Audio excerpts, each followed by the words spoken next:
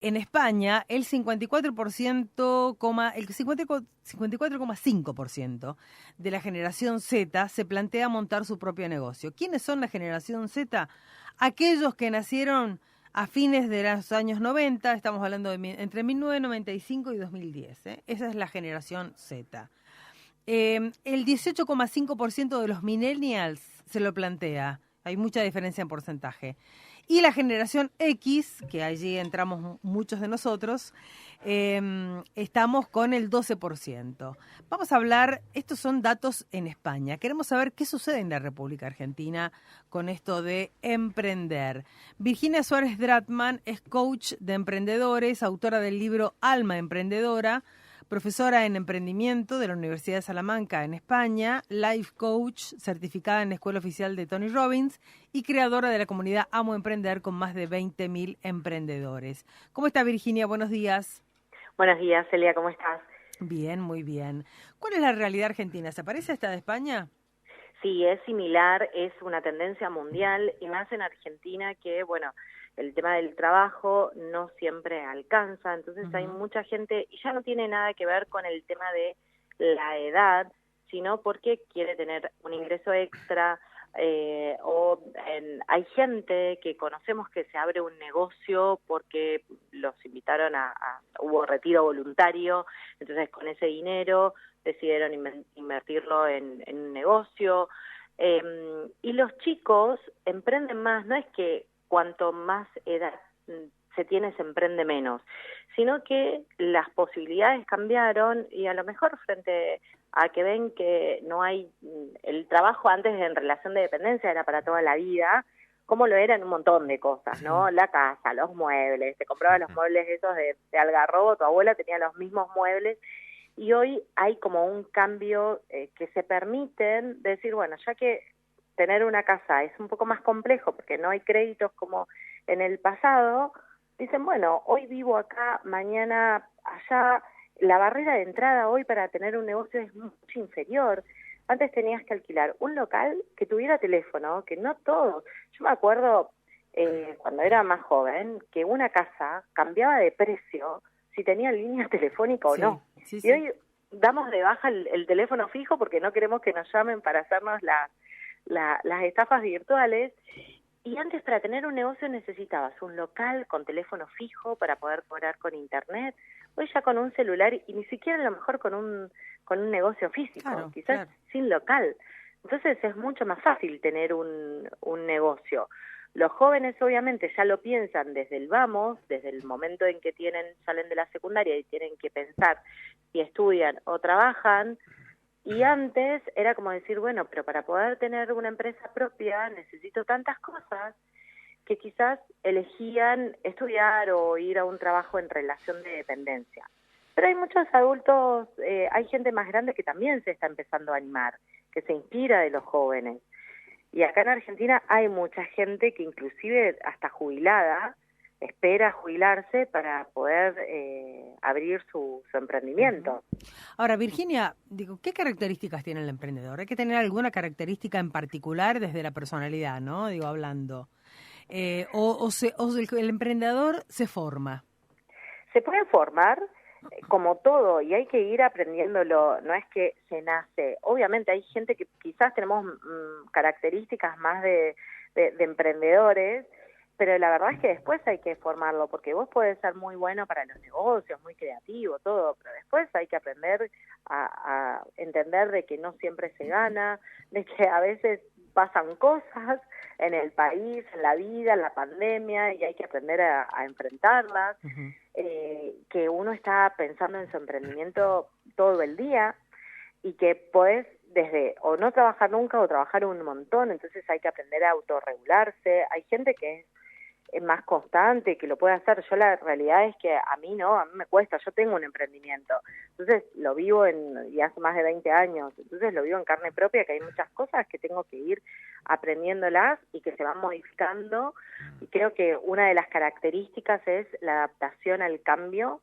porque la gente cambia, el cliente cambia, y si uno no modifica el servicio, el cliente se va a ir con otra empresa que sí lo modifique y que se adapte a la realidad. Como en pandemia, el que no se adaptó en ese momento, probablemente muchos clientes no lo siguieron. Entonces hay que estar como adaptándose a los cambios que van a seguir viniendo, desde formas de pagos, desde formas de entrega, de poder comprar online, etcétera, que se van a ir modificando. Y bueno, creo que la adaptación es un factor clave en los emprendedores. Virginia, Diego te saluda, ¿cómo estás? Un gusto. A ver, la pandemia vino a acelerar de alguna manera algunos procesos que ayudaron a los emprendedores, hizo que muchos pudieran tomar la decisión, porque al estar en casa, guardados, sin opción, el animarse, tener tiempo, ¿permitió animarse?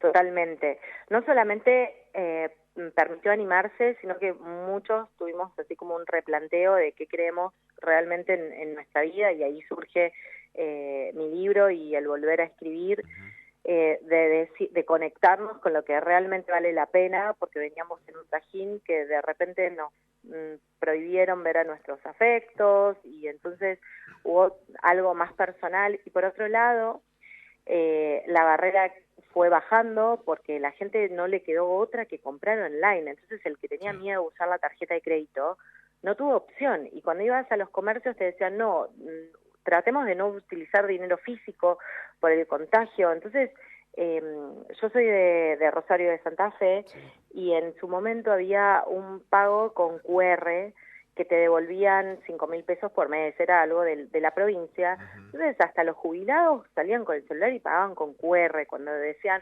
no, la gente grande no está acostumbrada al celular. La verdad es que por ahorrarse ese dinero, lo usaba.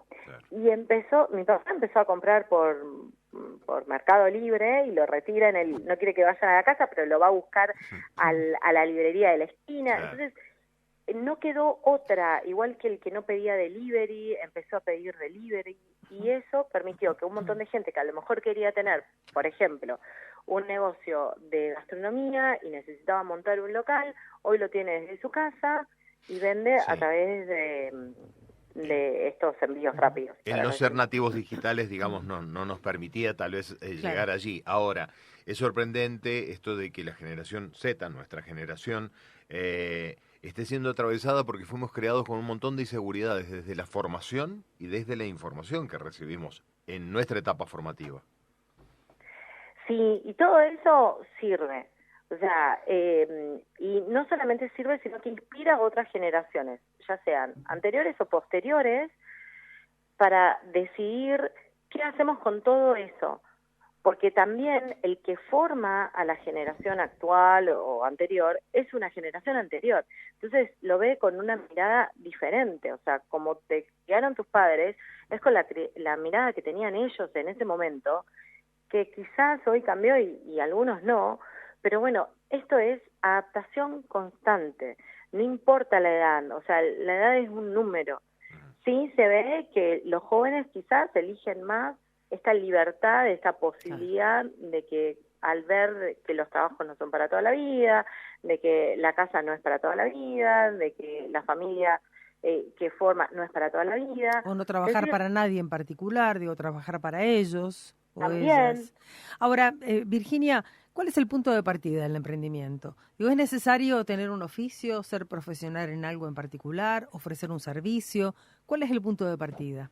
No hace falta. Si vos tenés una idea, inclusive podés formar un equipo con otra persona que desarrolle el producto. Ese es un tema que tenemos los emprendedores que somos profesionales.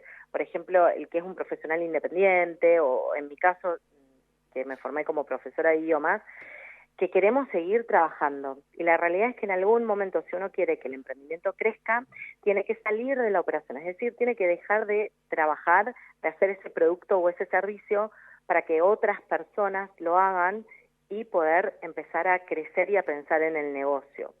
Entonces, si uno quiere desarrollar un producto pero no sabe cómo hacerlo, no importa, porque es invertir o invitar a otras personas, si no se tiene inversión, a que colaboren con la creación de ese producto, y le das una parte de la ganancia, etcétera, como que creas una empresa entre varios. Así que no hace falta. Sí, es tener ganas, tener una idea y pensar a quién vas a servir, o sea, pensar mucho en el cliente, no en lo que solamente en lo que querés hacer vos, sino en el cliente, qué es lo que necesita y cómo podés brindárselo. Bien. Y para terminar, ¿cómo hacemos o cómo hace la gente para ponerse en contacto con vos, para acceder a la información que vos tenés para brindar, el libro?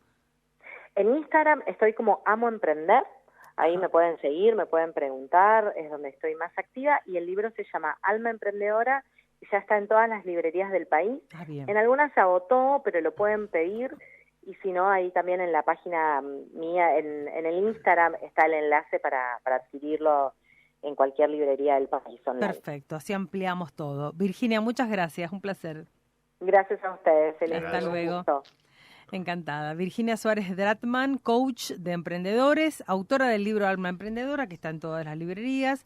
En Amo Emprender, en Instagram la pueden encontrar. Es profesora de emprendimiento en la Universidad de Salamanca, en España.